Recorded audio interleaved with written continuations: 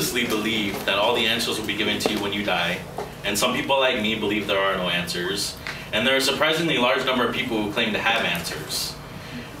Sometimes it's for $9.99, sometimes it's for a $15 per month subscription, and sometimes it costs 1.5 million bucks.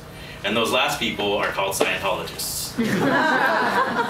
My family was relatively normal before my parents joined Scientology, if you consider we lived in a small East Texas town where it was normal for moms to go through mullet phases. My dad would take me to his RC truck races, out on his ATVs, and even on the occasional hunting trip. We went to church on special occasions and sometimes on Sundays like an average Catholic family. My mom trained dogs and horses and stayed at home until I was 6. All of that changed when these people came to my dad's accounting firm, promising that some dead guy named Hubbard had the secrets to making his business successful. They were from the World Institute of Scientology Enterprises, or WISE for short. Those sneaky Scientologists with their misleading acronyms. Scientology runs a multitude of front groups. My dad was taken in by one that seeks out vulnerable business owners. This is when at 6, my whole life started to change. My dad was dumping hundreds of thousands of dollars into the Scientology thing. My mom started working with them, and suddenly I found myself frequently staying with relatives or home alone with my sister. My mom, who was around me all the time, was suddenly and eerily absent. My dad quit every hobby that he ever had and ditched all his friends. No more hunting trips or off-roading. He started driving to California frequently with almost no notice. And once while they were working, they left my sister and I home alone during a tornado. We had to hunker down with the creepy old lady next door, who thankfully didn't cook us in her oven. And my parents finally arrived a couple hours later, just as I was getting used to the smell of Bengay and mothballs.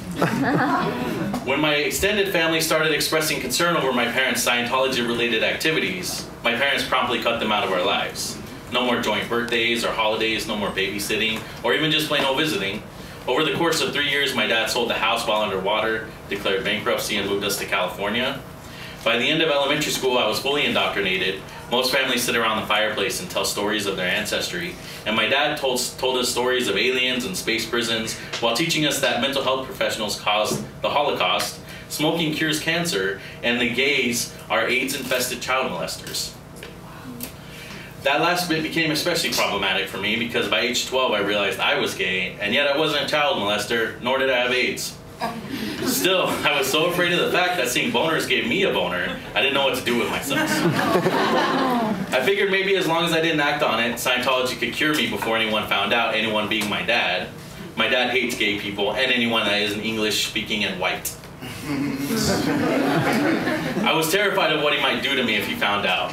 I was just starting to figure out how to deal with my raging hormones and the confusing homoerotic nature of my junior high school classmates in the early 2000s when I was convinced by the church to join the Sea Organization, which is their most senior level of membership. I was 15 when I signed the billion-year contract. I don't even think I had heard the word billion before. The fact that Scientology specifically puts the most good-looking individuals in recruiting positions probably has something to do with why I signed.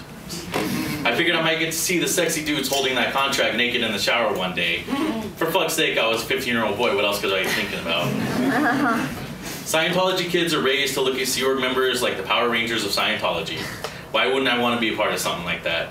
It seems so cool. Their promo posters with swords and Marine-style uniforms. To me, these guys were the military of Scientology, and maybe, just maybe, if I dedicated myself to the Sea Org, my gayness would be cured before my father found out. I never received any further education after being plucked out of junior high to join the Sea Org with the other junior high and high school age Scientologists.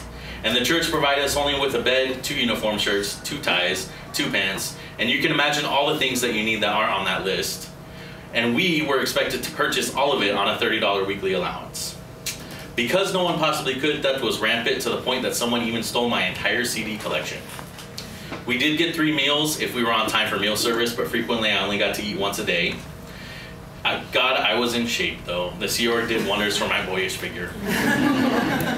Most teenagers play sports, smoke weed, and watch Jackass, and I had no access to the internet, which was in its toddler years, television, or even radio. I was only allowed to read L. Ron Hubbard books, while kids my age were looking for dates to prom. I was busy being a pseudo-military butler to wealthy Scientologists. Teenagers have sleepovers, while I shared a stinky room with 30 guys. When an average kid gets sick, mom brings saltines and 7-Up, and I was moved to a quarantine room stained with stained mattresses and 30 sick guys.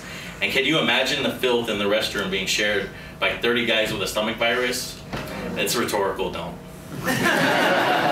When I wasn't filing papers or calling people to sell them shit, I was literally making tea and laying out cheese and crackers for wealthy Scientologists.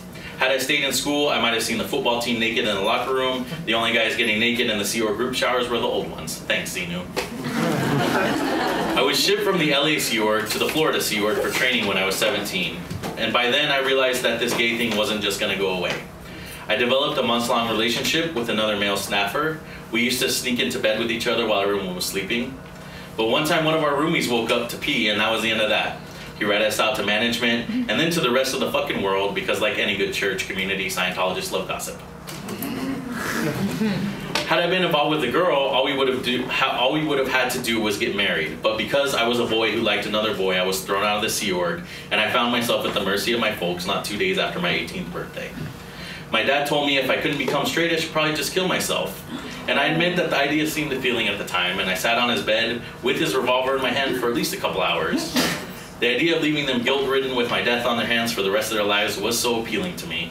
I hated them so much, and I still hate them so much, but there's a part of me that still loves them so much, and that part of me hates the part that hates them. It's like my heart's been replaced with Escher's relativity. But I put the revolver back, and I found a better way. For 8 years, I took various steps to separate myself from Scientology, and it had to be a slow process, because if it wasn't, it would be too obvious. It all came to a head when I posted a version of my story on the internet forum for ex-Scientologists, both for solidarity and to see if it was true that the church really monitors the internet for naysayers. 2 months later, I got the answer to my question when my dad showed up at a friend's house with my story in his hand and told me to move out. Like most people, you're probably wondering how can someone fall for this shit? And more importantly, how do they continue with it, even after witnessing and being the victims of institutional abuse? The best analogy is like being in a relationship with an abusive partner if the abusive partner was an organization made up of thousands of people who are all abusing each other based on the words of a dude who's been dead for 30 years.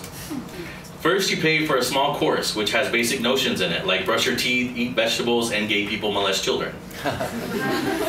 Like a frog in a pot of heating water, you're asked to pay for more and more expensive courses and cut off from non-Scientologists as you spend more and more time at your local church. Anytime that you suffer a downfall in life, you were to blame for not doing Scientology right, or because you committed some kind of sin, like being gay or touching yourself.